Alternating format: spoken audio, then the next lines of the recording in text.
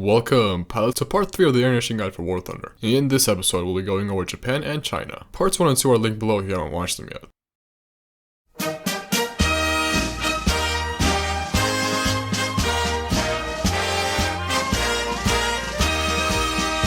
Japan has one of the biggest and most iconic air trees in the entire game. Their fighters have some extremely good agility, while their heavy fighters and naval strikers give you some variety. If you're a fan of high-intensity dogfights, Japan is the nation for you.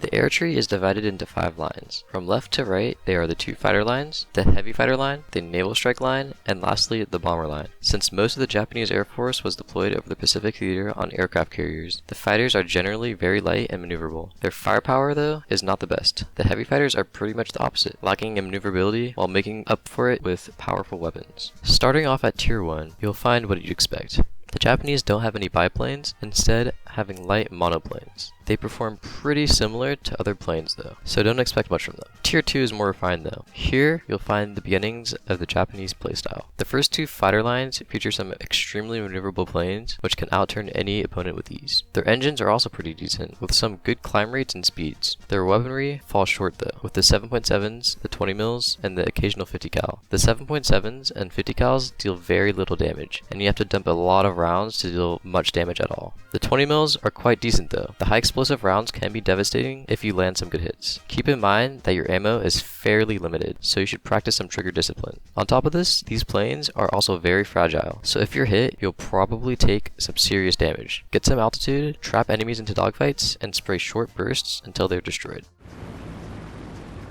The heavy fighters are quite unique. The Ki 45 Otsu and the Ki 109 feature large cannons, namely 37 and 75 millimeters respectively. They're viable as both bomber interceptors or tank killers, although watch out for enemy fighters. The Ki 45 Ko is a more traditional heavy fighter, featuring a 20 mil and 250 cals. It also has some decent engines and a respectable turn rate for a plane of its role, although some enemies will definitely be able to outturn you. Try to get some altitude and boom and zoom, or intercept enemy bombers. As for the naval strike line, you'll find a mixed bag. These planes are decent in multi-role operations like air superiority, dive bombing, and of course naval bombing. The B6N1 has some great payload options, such as a torpedo or an 800 kg bomb. For early tier naval battles, this plane should be your go-to. The D4Y1 and 2 can carry either 250 kg or a 500 kg bomb, which can be very useful in ground battles. Their flight performances are nothing to be scoffed at either. While they're not as maneuverable as the fighters, they can still outturn and outclimb a decent chunk of the opponents. If you're a fan of combined arms at low tiers, these are the planes for you. And lastly, the bombers. Japanese bombers are sort of disappointing, to put it lightly. Their payloads are extremely limited, even at high tiers. Your defensive weapons are also a joke, with only a handful of 20mm and a lot of weak 7.7s. They're sort of viable against ground or naval targets, although their survivability isn't much better than fighters. Any anti-air gun will rip you to shreds before you're able to come close to your target. My point is, just skip these planes. It gets sort of better later on the tech tree. If you like causing pain upon yourself, go play World of Warplanes or something. And now we reach Tier 3s and 4, arguably the golden age of the Japanese air tree. To start it off, we have the later models of the Zeros in the first fighter line. These planes are easily some of the most enjoyable planes in the entire tree, with amazing maneuverability and sizable firepower. These planes can dominate nearly all dogfights it gets into, being able to outrun anything in your path. Your ammo is still limited though, and they're not exactly the most sturdy planes out there. Use your 20 mils sparingly, stay out of the way of enemy guns, and use your agility to your advantage. The engines can't regain energy too well after sustained dogfights, so keep that in mind as well. If you want some top quality gameplay of the Zero, check out some of my videos. They don't call me the fastest man in War Thunder for no reason. After the A6s, you get more of a variety, with the A7M2, the N1K1, the J2M3, and the J7W1. The A7 improves on the Zero with an engine upgrade. The N1K1 is a slower but more armed Zero, and the Raiden has a very high rate of climb with some great firepower as well. They all have different playstyles, so try them all out and see which one suits you. As for the J7, it's a bit of an oddball. Instead of traditional tractor configuration, the Shinden uses a stronger pusher prop that gives it great energy performance. Unlike the previous planes, this one doesn't feature the best maneuverability since it was designed for bomber interception. Therefore, use its very powerful weapons to shred enemies to pieces, and avoid dogfights as much as possible.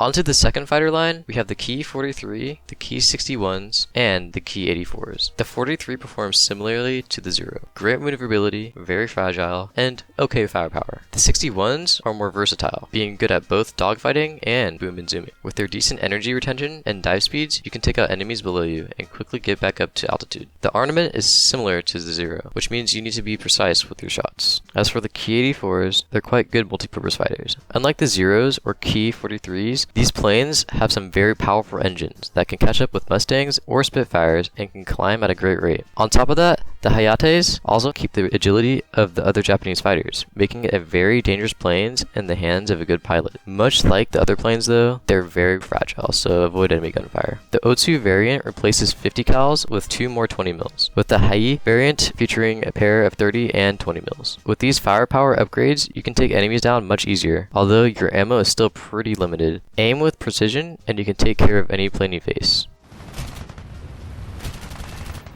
Moving on to the heavy fighter line, you'll find the Key 102 and 108, along with the J5N1 and Key 83. The first two planes feature a single large cannon along with some secondary 20 mils. The 102 has a 57 mil, which can be used for bomber hunting or ground striking. The 108 has a 37 mil, which is better suited for air combat. These two are slow planes with not much mobility, but they're decent for casts or interception. In contrast, the J5N1 and Key 83 are more versatile aircraft. These planes carry two 30 mils and two 20 mils, making them decent for multi-role operations. The J5 is better suited for bomber hunting, as its turn rate isn't the best. The Key 83 on the other hand is an all-around great plane. It's got a very good climb rate, a surprisingly good turn rate, and a decent top speed. Boom and zooming enemy fighters is the obvious choice, but you can get creative if you need to. Keep your ammo and your engine in check, and you can wipe out the enemy team.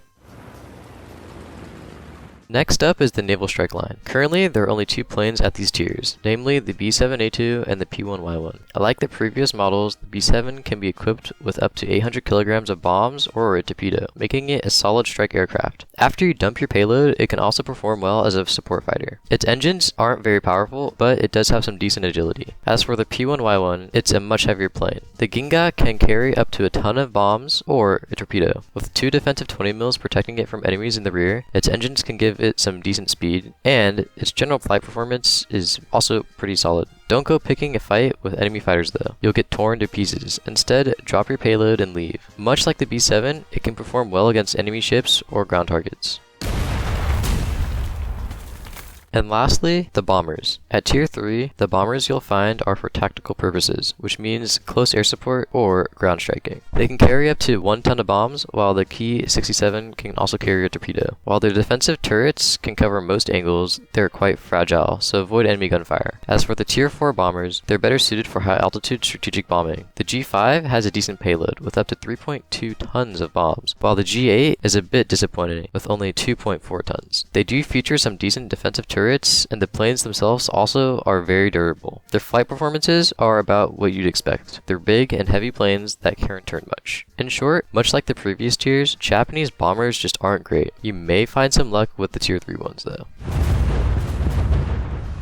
Next up is Tier 5, which is more of a mixed bag. Like the German air tree, the planes from here onwards can be divided into two groups, the Imperial Japanese Air Force and the Japanese Air Self-Defense Force. Starting with the World War II planes, we have the Kika and the Ki 200. The Kika is pretty much a Japanese Me-262. The main difference is that the Kika actually has decent engines, with good climb rate and energy performance. Turn fighting is not its strong suit though, so keep some altitude and use boom and zoom tactics. Much like the 262, the Kika suffers from its weapons, namely a single 30 mil with the option for another as modification. They pack quite a punch, but aiming them is very tricky. Combined with the fact that they only have 50 rounds, your best bet is getting close to your enemies and firing a short burst. As for the Ki 200, it's a Japanese Me-163, limited fuel, 30 mils, and a rocket engine. Its playstyle is unsurprisingly pretty identical to the 163, with an extremely high climb rate and excellent maneuverability. Climb to a decently high altitude, set your throttle to about 20%, and dive on enemy targets. Your ammo and fuel are very limited, so keep those two in check. Moving on to the JASDF planes, you'll find the Japanese Sabres. Much like the original versions, these export variants have some great maneuverability and energy performance. For firepower, they pack 6 M350 cals, so you'll have to spray for a while to deal decent damage. And as for payload, they can bring up to 2,000 pounds of bombs, and the F40 variant can also bring 2 AIM-9Bs as well. As far as Sabres go, these two are some solid options.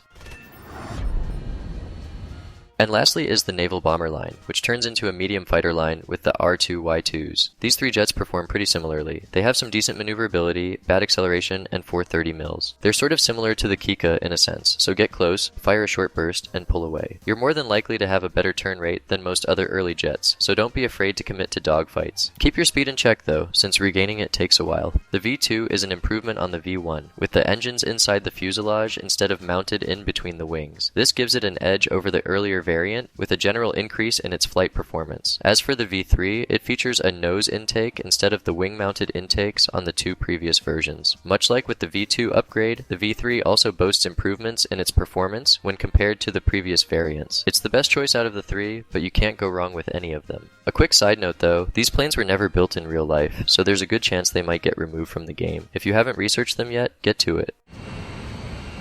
And finally, we reach Tiers 6 through 8. Almost all of these planes are export variants of American designs, with the exception of a couple. Starting it off with the F-104J, it's unsurprisingly similar to the American Starfighter. It has an extremely powerful engine, which leads to an excellent top speed, acceleration, and rate of climb. Anything besides that, though, it suffers pretty badly. It was designed as an interceptor, so dogfighting will only lead to trouble. In comparison to the domestic variant, the Japanese Starfighter can carry 2 more sidewinders, which is always useful. Stick to high altitudes, dive on your targets, and get back up. As for the T2 and F1, they're pretty mediocre. Compared to other enemies at their battle ratings, they have worse energy retention and maneuverability, and the fact that they don't have any countermeasures makes defensive flying very difficult. They do have decent ordnance though, so you might find some luck in ground battles. At Tiers 7 and 8, you'll find the F4EJ and the F4EJ Kai. These 2 are decent when compared to other Phantoms, with powerful engines, lots of ordnance choices, and some decent missiles. Dogfighting is obviously not an option, since, well, they're Phantoms. The EJ Kai does have a very powerful radar though, which can come in handy. Although with the addition of some of the more modern jets, the Phantoms are definitely not as valuable as before. And speaking of, that brings us to the F-16AJ, currently the best plane in the Japanese air tree. The F-16 is just an all-around great plane, with a powerful engine, great firepower, and decent maneuverability. It can also carry an impressive payload and some great missiles. It chugs through its fuel tank pretty fast though, and turning at high speed is quite difficult. Other than that, however, the F-16 is currently one of the best planes in the game. And now we reach the pros and cons. Some of the obvious good parts about the Japanese air tree is the agility on all of its fighters. From tiers 2 to 4, you can pretty much outturn most other opponents in your path. Even some of the heavy fighters and dive bombers have decent maneuverability, which can catch enemies off guard. As for the cons though, there are a decent few. First off, most Japanese planes are pretty fragile. Even a short burst to your plane will probably deal significant damage, and a good chunk of the time, you'll catch on fire. Another downside is the weapons. While the cannons are heavy hitting, you usually only get a handful of ammo per cannon, which means you need to use them sparingly. The fact that the machine guns do pretty much nothing doesn't help with this either. Time for the conclusion. Japanese planes are relatively beginner friendly due to their excellent flight performances, but the lack of ammo and the overall fragility of these planes can be a hindrance. As for roles, Japanese planes excel in air superiority and naval striking with decent interceptors. Ground striking and bombing aren't the best, but there are some specific planes that are decent at these roles. For the tiers, Japanese planes are the best between tiers 2 and 4. After tier 5, it starts to stagnate, but it picks back up at tier 8 with the F-16. And now, should you play the Japanese air tree? If you're a beginner, it's recommended. As I said before, the planes are really easy to fly, but they don't have much ammo and they can get shot down pretty easily. If you're looking for a new nation to grind, it's a no-brainer. The Japanese air tree features some of the most fun and unique planes in the game, with their agility rivaled by none except for the British. And if you're just looking to have some fun, go for it. The Zeros and other fighters can be very enjoyable to use. Just avoid the Japanese bombers. If you're looking for some recommendations, I'd suggest the A6M5 and the Ki 83. Anyways, that's basically it for the Japanese tree. I'm Fuel Will. Most people know me as Fuel, and yeah, I don't even play this game anymore. Why am I doing this, man? I haven't played in almost like, oh god. Oh yeah, the A6 M5 Co is the greatest plane in War Thunder ever made. I heavily recommend that plane to anyone that wants to try playing Japan.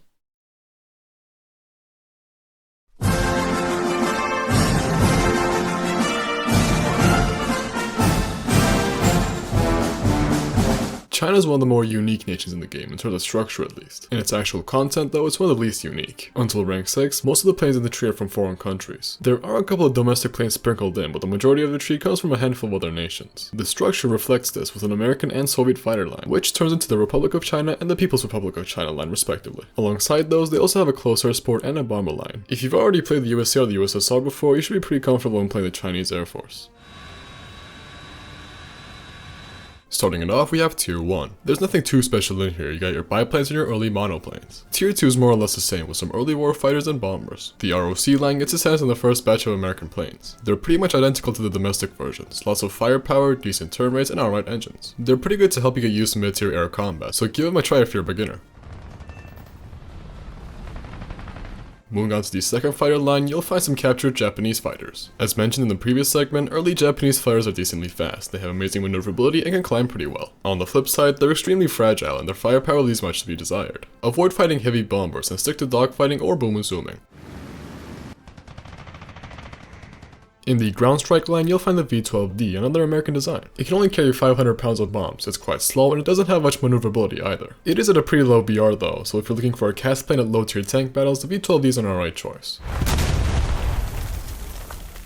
And as for the bombers, you'll find the SB-2M and the DB-3A. Payload-wise, these two are impressive with up to 1.5 and 2 tons of bombs respectively. Performance-wise though, they're not the best. Maneuverability is obviously non-existent, and your defensive weapons are usually not enough to take enemies out. This means you should stay out of enemy sights and quietly bomb bases. Up next are Tiers 3 and 4. The planes of these ranks are all iconic in their country of origin, so having them all together is a nice experience. Kicking it off, we have the ROC line with the P-47s, P-51s, and the P-38. The P-47s double as support fighters and close air support. They have great firepower and payloads, making them solid choices for multi-role operations. If you're using them against planes, booming and zooming is the way to go. As for the P-38, it's also a versatile plane with great firepower and some decent payload options. It's got some great engines with top-notch speed, climb rate, acceleration, and energy retention. If you're looking for something more conventional though, the P-51s are also great options. Much like their American counterparts, these planes are great jack of all trades. With decent firepower, speed, and climb rates, they're great for boom and zooming. Turn fighting is not advised, but you can dogfight the occasional enemy or two. Next up is the PRC fighter line with the I-16, the LA-11, and the LA-9. The I-16 has an incredible turn rate, but lacks an engine power. You can easily outturn most opponents and take them out with its powerful 20mm cannons. If you want a more traditional fighter though, the LA-9 and 11 are the planes for you. Like their Soviet counterparts, these two planes perform best at medium to low altitudes. They have great firepower, namely 3 and 4 23mm cannons respectively, which can take any enemy down with a short burst. Interception or BNZ are the best options, since their turn rates aren't enough to dogfight most opponents. Stay below around 4 km in altitude and keep your ammo in check.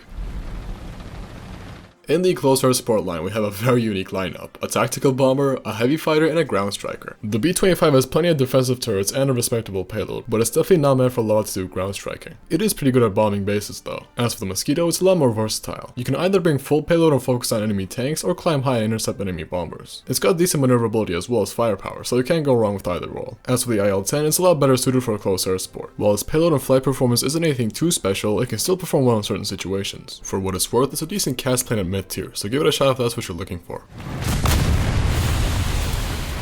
And lastly in the bomber line, we have the P-1Y1, the PB-4Y2, and the Tu-2S. Again, quite the assortment of planes. One of them is a Japanese naval bomber, the other is an American strategic bomber, and the last one is a Soviet ground striker. The P-1Y1 is a low BR Japanese bomber. Need I say more? Its only redeeming features are its torpedo and its somewhat decent flight performance. The PB-4Y is a much more competent aircraft though. This plane is great for high altitude strategic bombing, featuring up to 8,000 pounds of bombs and lots of defensive turrets. In comparison, the Tu-2S is a lot more versatile. With some decent flight characteristics and up to 3 tons of bombs, it can double as both ground support and tactical bombing. Instead of the IL-10, this plane should be your go-to cast at mid-tiers. And now we reach Tier 5 with the early jets. In the ROC line, you'll find Sabres, and in the PRC line, you'll find the MiG-9 and Chinese variants of the MiG-15 bis and the MiG-17. The Sabres have great maneuverability and energy retention, with the downsides of having mediocre top speeds and acceleration. They can also carry some decent payload, with the F-40 variant having AIM-9Bs as well. On the PRC side, the MiG-9 is the first in line. It performs exactly the same as the Soviet variant, decent top speed, but lacking in pretty much every other aspect. The J2 and J4 are much better though. Being export variants of the MiG-15 bis and the MiG-17 respectively, these two just have some great flight performances. High rates of climb, great energy retention, and some decent acceleration. The J4 improves on the J2 with better top speed and maneuverability at the cost of low energy performance. You can't go wrong with either branch, so give them both a shot and see which one you like best. The only plane on the cast line is the F-48G-21. In air battles, it can be a decent support fighter with an average top speed and acceleration. It's much better as close air support though, with up to 2,000 pounds of bombs and a variety of rocket loadouts. It's a great plane to bring out in ground battles. Once you drop your payload, you can defend the skies against enemy planes. And lastly is the bomber line with the Tu-4 and the license-built IL-28. The Tu-4 is a massive long-range bomber with a huge payload of up to 12 tons of bombs and lots of defensive cannons all around the plane. Keep your altitude high and your surroundings in check, and you can wipe out every single base in an air battle. The H-5 is the complete opposite. It has a very high top speed and only a single defensive turret in the rear. Instead of high-altitude bombing, you should stick low to the ground and get to the enemy base as fast as possible. Afterwards, run back to your base and rearm. And lastly are Tiers VI-VIII. The ROC line from here on is nothing but American export fighters, starting with the F-100. As mentioned in the first episode, the F-100 isn't the best at air combat, but its payload options make it a decent choice for ground support. The F-104s are much better at air supremacy, with their incredible top speeds and climb rates. Maneuverability is non-existent, and neither of these models have countermeasures, so you need to be careful while playing them. Climb high, dive, get the kill, and get out. For something more conventional, the F-5s are the planes for you. While their engines are average, they do have some great maneuverability. If you keep your speed above 800 kph, you can dogfight nearly all enemies at this battle rating. But if you're just looking for an all-round amazing plane, check out the F-16A. Much like all the other variants of this plane, it's got some great engines, maneuverability, and firepower. Against aircraft, it can carry 6 AIM-9Ls along with its 20mm Vulcan. It can also carry a decent amount of payload, which can be useful against ground targets. All in all, the F-16A is a great jack of all trades that can deal with any opponent.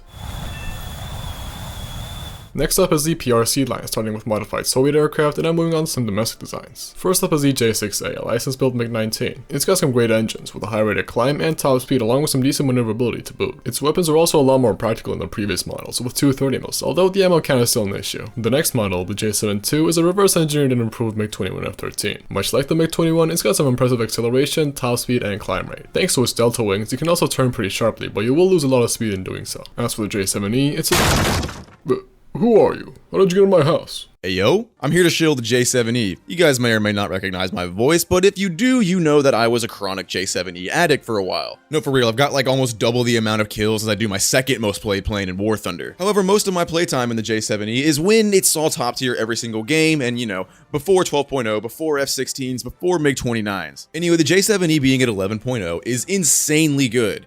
11.0 sees quite a lot of down tiers, especially nowadays, now that top tier is 12.0. And when you get a down tier in a J7E, you can absolutely curb stomp every single thing you face. The fly performance is incredible for 11.0. You're not going to be outrating F-16s or MiG-29s or F-14s, but the J7E is absolutely able to hold its own in regular top tier air RB if you do get sucked up into top tier. But of course, all the fun comes in when you do get those down tiers. Facing full teams of F-5Cs and A-10s is kind of funny. Not only is the fly performance incredibly strong for 11.0, you also get 4 incredibly strong missiles. Once you research the missile modification, you get 4 of the PL-5Bs instead of the 2 that come with it stock. And yes, you get 2 PL-5Bs stock, so your stock grind is going to be very easy in comparison to a lot of the other planes in this game. As I said already, if you know me, you know that I really love the J7E. Very good, very fun, yeah. Okay, bye-bye.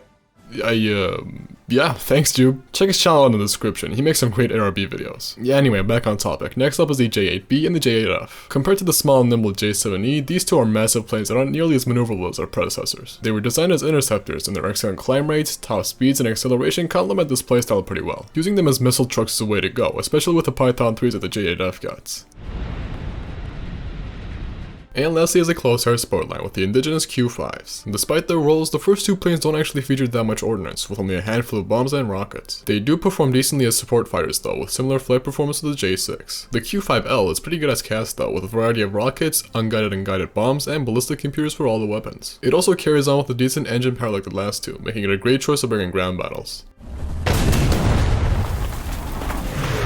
And now it's time for the pros and cons. The Chinese air tree can be described as a jack of all trades. It doesn't really specialize on anything specific, but there are planes for pretty much every role. This does mean they are masters of none though, so if you're looking for a more refined playstyle, try the German or Japanese air trees. Besides that, the tree has some of the best planes from 2 of the best nations, namely the Americans and Soviets. If you haven't played either of them, this can be a great chance to get a taste of both, but if you have played them, the tree can be a bit boring. In a very oversimplified summary, the American planes usually have lots of weapons and ammo, and the Soviet ones tend to have good flight characteristics. On the other hand, the American planes don't have anything too special when it comes to flight performance, and the Soviets don't have much ammo. And here comes the conclusion. The Chinese air tree is quite beginner friendly with a mix of a handful of other countries' planes. This gives newer players a taste of what the game has to offer. The planes themselves are also quite easy to use. As mentioned before, the air tree is quite varied in its playstyles, with a good amount of planes in each category. Naval striking is non-existent as usual, and there aren't too many bombers in the tree. As for tiers, they're all pretty good. Up until tier 5, you'll find some great props like the P-51 and LA-9. The jets are also quite solid with stuff like Sabres, MiGs, and the F-16 as a finisher.